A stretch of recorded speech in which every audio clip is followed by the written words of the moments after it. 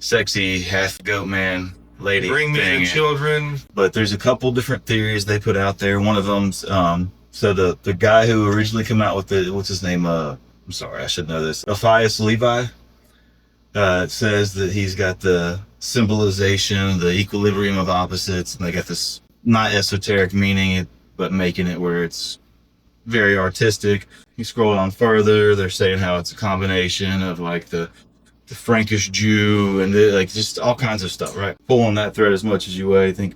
Oh, that's a As big much as thread you to want, pull yeah. on, boy. Or think it's all hogwash and people just making leaps, even, or people just making stuff up at the time, right?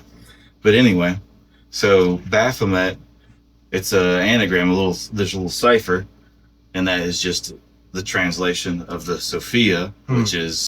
Sophia is a figure along with knowledge among many of the early Christian knowledge theologies grouped by the oh my goodness, that's a big word. And another term that means knowing in the 17th century term expanding on the definition of Irenaeus groups to include the syncretic faith. That's like when you talk about the mystery cults, all these Romans and Greeks going to like Oracle Delphi. There's mystery cults. These probably heard references to that. That's going in there. So that's because people forget what the early Christian church really was. I mean, what you have today is nothing like what it was before. It was wild.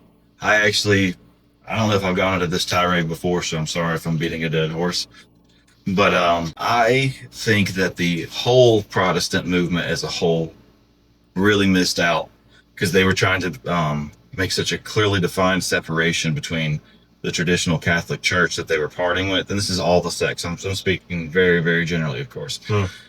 But I think that they really messed up because they removed a lot of the really kind of like badass stuff, like the Acts of the Saints and all this stuff. And you had...